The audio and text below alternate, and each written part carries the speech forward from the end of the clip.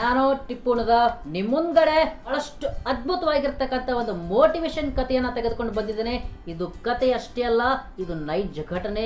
ಅಮೆರಿಕಾದಲ್ಲಿ ನಡೆದಿರ್ತಕ್ಕಂಥ ಒಬ್ಬ ಫುಟ್ಬಾಲ್ ಆಟಗಾರನ ಕತೆ ಇದಾಗಿದೆ. ವಿಲ್ಸನ್ ಫುಟ್ಬಾಲ್ ಕಂಡಿರ್ತಕ್ಕಂಥ ಬಹಳಷ್ಟು ಫೇಮಸ್ ಆಟಗಾರ ವಿಲ್ಸನ್.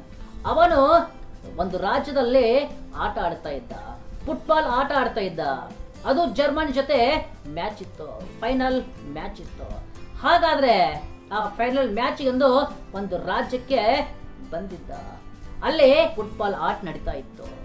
ಹಾಗಾದ್ರೆ ಒಂದು ಪುಟ್ಟ ಹುಡುಗ, ಕ್ರಿಕೆಟ್ ರೋಗ ಅಂತಕ್ಕಂಥದ್ದು ಬೇರೆ ಆಗಿತ್ತು, ಕೈಕಾಲು ಸಣ್ಣ, ಹೊಟ್ಟಿ ಡುಮ್ಮು, ಪೌಷ್ಟಿಕತೆಯಿಂದ ಬಳಲ್ತಾ ಇದ್ದ.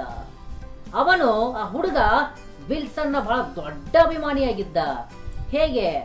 ಮನೆಯ ತುಂಬೆಲ್ಲ ಅವನ ಪಿಕ್ಚರ್ಗಳು, ಅವನ ಚಿತ್ರಗಳು ಅಂಟಿಸಿದ್ದ. ಅಯ್ಯೋ, ನನ್ನ ದೇವರು ಬರ್ತಾ ಇದ್ದಾರೆ, ನನ್ನ ವಿಲ್ಸನ್ ಬರ್ತಾ ಇದ್ದಾನೆ, ನನ್ನ ಹೀರೋ ಬರ್ತಾ ಇದ್ದಾನೆ. ಆ ಹುಡುಗ ಖುಷಿ ಖುಷಿಯಾಗಿ ಹೇಗಾದ್ರೂ ಮಾಡಿ ನೋಡ್ಬೇಕು ಹೋಗ್ತಾನೆ. ಅಮೌಂಟ್ ಬೇರೆ ಇರುವುದಿಲ್ಲ, ರೊಕ್ಕ ಬೇರೆ ಇರುವುದಿಲ್ಲ. ಅದಕ್ಕೋಸ್ಕರ ಹಾಗೋ ಹೀಗೋ ಮಾಡಿ ಕಂಪೌಂಡ್ ಅನ್ನ ಜಂಪ್ ಮಾಡಿ ಆ ಮ್ಯಾಚ್ ಅನ್ನ ನೋಡ್ಲಿಕ್ಕೆ ಬರ್ತಾನೆ. ಎಲ್ಲರ ದೃಷ್ಟಿ ಬೇರೆ ಬೇರೆ ಇದ್ರು, ಆದ್ರೆ ಆ ಹುಡುಗನ ದೃಷ್ಟಿ ಮಾತ್ರ ಆ ವಿಲ್ಸನ್ ಮೇಲೆ. ಯಾಕೆಂದ್ರೆ ಅಷ್ಟು ದೊಡ್ಡ ಫ್ಯಾನು, ನನ್ನ ಹೀರೋ, ಹೀರೋ ಆಟ ಆಡ್ತಾ ಇದ್ದಾನೆ. ಕಣ್ಣಿಂದ ಅಷ್ಟೇ ಅಲ್ಲ, ಇಡೀ ಮೈಯನ್ನ ಕಣ್ಣು ಮಾಡ್ಕೊಂಡು ಆ ಹುಡುಗ ನೋಡ್ತಾ ಇದ್ದ. ಮ್ಯಾಚ್ ಮುಗಿತ್ತು, ಅಮೆರಿಕ ಗೆದ್ಬಿಡ್ತು. ಎಲ್ಲರೂ ವಿಲ್ಸನ್ ಹತ್ರ ಬಂದು ಸಿಗ್ನೇಚರ್ ತಗೋತಾ ಇದ್ದಾರೆ, ಆಟೋಗ್ರಫಿ ತಗೋತಾ ಇದ್ದಾರೆ. ಬರ್ತಾನೆ ಆ ಹುಡುಗ ಕೂಡ, ನೋಡ್ತಾನೆ, ದೂರದಿಂದ ನಿಂತಿದ್ದಾರೆ ಅವನ ಹೀರೋ, ಕನಸಿನ ಹೀರೋ. ಎಲ್ಲರಿಗೆ ಸಿಗ್ನೇಚರ್ ಮಾಡ್ತಾನೆ, ಆಟೋಗ್ರಫಿ ತಗೋತಾ ಇದ್ದಾರೆ.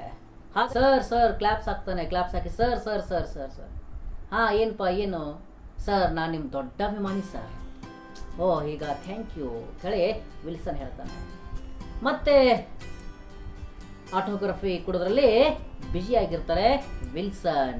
ಮತ್ತೆ ಕ್ಲಾಪ್ಸ್ ಹಾಕ್ತಾನೆ, sir sir sir sir sir ಹಾ ಏನಪ್ಪ ಸರ್, ನಮ್ಮ ಮನೆಯಲ್ಲಿ ನಿಮ್ಮೆಲ್ಲ ಮ್ಯಾಚ್ ಆಡಿರ್ತಕ್ಕಂಥ ಎಲ್ಲ ಪೋಸ್ಟರ್ಗಳು ಹಚ್ಚಿದ್ದೀನಿ ಸರ್, ನಮ್ಮ ಮನೆ ಗೋಡೆ ಎಲ್ಲ ನಿಮ್ಮ ಪೋಸ್ಟರಿಂದ ತುಂಬಿಟ್ಟಿದ್ದೀನಿ sir. Oh thank you so much ವಿಲ್ಸನ್ನ ಮಾತಾಗಿತ್ತು. ಮತ್ತೆ ಸಿಗ್ನೇಚರ್ ಮಾಡೋದ್ರಲ್ಲಿ ಬ್ಯುಸಿ ಆಗಿದ್ರು ವಿಲ್ಸನ್. ಮತ್ತೆ ಕ್ಲಾಪ್ಸ್ ಆಗ್ತಾನೆ, ಸರ್ ಸರ್ ಸರ್ ಸರ್ ಏನು ಏನು ಸರ್, ಏನ್ ಸರ್, ಏನು ಅದ್ಭುತ ಆಡ್ತೀರಿ ಸರ್ ನೀವು, ಎಷ್ಟು ಗೋಲ್ ಹೊಡೆದ್ರಿ ಸರ್, ನೀವು ಎಷ್ಟು ಅದ್ಭುತವಾಗಿ ಗೋಲ್ ಹೊಡೆದ್ರಿ, ಎಲ್ಲಾ ಗೋಲುಗಳು ಬಹಳಷ್ಟು ಅದ್ಭುತವಾಗಿ ಹೊಡೆದ್ರಿ ಸರ್, ನಾನು ನಿಮ್ಮನ್ನೇ ನೋಡ್ತಾ ಇದ್ದೆ ಸರ್. ಹಾ okay okay very thank you ಯಾರು, ಎಷ್ಟು ಸಾರಿ ಹೇಳೋದು ಥ್ಯಾಂಕ್ ಯು ಅಂದ್ರು. ಮತ್ತೆ ತಮ್ಮ ಕಾರ್ಯದಲ್ಲಿ ಬ್ಯುಸಿ ಆಗಿದ್ರು ವಿಲ್ಸನ್. ಮತ್ತೆ ಕ್ಲಾಪ್ಸ್ ಆಗ್ತಾನೆ ಹುಡುಗ, ಸರ್ ಸರ್ ಸರ್. ಈ ಸಾರಿ ವಿಲ್ಸನ್ಗೆ ಬಹಳಷ್ಟು ಕೋಪ ಬಂದ್ಬಿಟ್ಟಿತ್ತು. ಅಲ್ಲೂ ಎಷ್ಟು ಸಾರಿ ಕರೀತೀಯ, ಏನ್ ಹೇಳು ಸರ್, ಒಂದಿಲ್ಲ ಒಂದು ದಿನ ನಿಮ್ಮ ರಿಕಾರ್ಡುಗಳನ್ನ, ನಿಮ್ಮ ದಾಖಲೆಗಳನ್ನ ಅದು ಯಾರಾದ್ರೂ ಮುರಿತಿದ್ರೆ ಅದು ನಾನ್ ಮುರಿತೀನಿ ಸರ್ ಅಂದ. ವಿಲ್ಸನ್ ಗಾಬರಿ ಆದ್ರೂ ಒಂದು ಕ್ಷಣ, ಅಯ್ಯೋ ನೋಡ್ಲಕ್ ನೀನು ಈ ತರ ಇದೀಯಾ, ಕೈಕಾಲು ಸಿಕ್ಕಾಪಟ್ಟೆ ಸಣ್ಣ, ಹೊಟ್ಟಿ ಡುಮ್ ಇದೆ, ನೀನ ರಿಕಾರ್ಡ್ ಮುರಿತೀಯ, ಅಯ್ಯೋ ಮನಸ್ಸಿನಲ್ಲಿ ಯೋಚನೆ ಮಾಡ್ಕೋತಾರೆ. ಅಷ್ಟು ಮುಗಳು ನಕ್ಕು ಮತ್ತೆ ತಮ್ಮ ಕಾರ್ಯದಲ್ಲಿ ತಲ್ಲೀನರಾಗ್ತಾರೆ. ವೀಕ್ಷಕರೇ ನೋಡಿ ಏನಾಗುತ್ತೆ ಅಂತ ಕೊನೆಯವರೆಗೂ. ಹಾಗಾದ್ರೆ ಸುಮಾರು 15-17 ವರ್ಷಗಳ ನಂತರ ಆಗಿದ್ದು ಬೇರೆನೆ. ವಿಲ್ಸನ್ನ ಎಲ್ಲ ರೆಕಾರ್ಡುಗಳು ಪುಡಿ ಪುಡಿ ಆಗ್ಬಿಟ್ಟಿತ್ತು. ವಿಲ್ಸನ್ನ ಎಲ್ಲ ರೆಕಾರ್ಡುಗಳು ಸರಿಗಟ್ಟಿದ್ರು. ಅದು ಬೇರೆ ಯಾರು ಅಲ್ಲ, ಅದು ಸಿಂಪ್ಸನ್, ಜಾನ್ ಸಿಂಪ್ಸನ್ ಅಂತಕ್ಕಂತ ಒಬ್ಬ ಫುಟ್ಬಾಲ್ ಆಟಗಾರ. ಅಷ್ಟು ವಿಲ್ಸನ್ ಗಾಬರಿ ಆಗ್ತಾನೆ, ಅಯ್ಯೋ ನನ್ನ ದೇಶದವರು ನನ್ನ ರೆಕಾರ್ಡ್ಗಳನ್ನ ಮುರಿದ್ರು, ಥ್ಯಾಂಕ್ ಯು, ಬಹಳಷ್ಟು ಖುಷಿ ಪಡ್ತದೆ. ಯಾಕಂದ್ರೆ ಬೇರೆಯವ್ರು ಮುರಿದಿದ್ರೆ ಅಷ್ಟು ಸ್ವಲ್ಪ ಎಲ್ಲೋ ಒಂದ್ ಕಡೆ ನೋವು ಇರ್ತಿತ್ತು, ಆದರೆ ನನ್ನ ದೇಶದವರು ನನ್ನ ರೆಕಾರ್ಡ್ಗಳು ಮುರಿದಿದ್ದಾರೆ, ಬಹಳಷ್ಟು ಖುಷಿ ಆಗ್ಬಿಡುತ್ತು. ಒಂದು ಸಮಾರಂಭದಲ್ಲಿ ವಿಲ್ಸನ್ಗೆ ಗೆಸ್ಟ್ ಬಂದಿದ್ದಾರೆ. ಅದೇ ಸಮಾರಂಭದಲ್ಲಿ ಆ ದಾಖಲೆಯನ್ನ ಸರಿಗಟ್ಟಿದನು ಕೂಡ ಬಂದಿದ್ದಾರೆ. Simpson John Simpson. ಹಾಗಾದ್ರೆ ಮಾತಾಡಲಿಕ್ಕೆ ಪ್ರಾರಂಭ ಮಾಡ್ತಾರೆ ಜಾನ್ ಸಿಂಪ್ಸನ್. ನೀವು ಇಷ್ಟೆಲ್ಲ ಇವರ ರೆಕಾರ್ಡ್ಗಳನ್ನ ಮುರಿದಿದ್ದೀರಿ, ಏನ್ ಅನಿಸುತ್ತೆ ನಿಮಗೆ? ಹೇಗೆ ಮುರಿದ್ರಿ? ಆ ರೆಕಾರ್ಡ್ಗಳನ್ನ ಮುರ್ಲಿಕ್ಕೆ ಕಾರಣ ಏನು? ಅವಾಗ ಸಿಂಪ್ಸನ್ ಕಡೆ ಹೇಳ್ತಾರೆ, ಸರ್ ಕ್ಲಾಪ್ ಹೊಡೆದು ಹೇಳ್ತಾರೆ, 15 ವರ್ಷ ಹಿಂದಗಡೆ ನೆನಪಿದ್ಯಾ ಸರ್?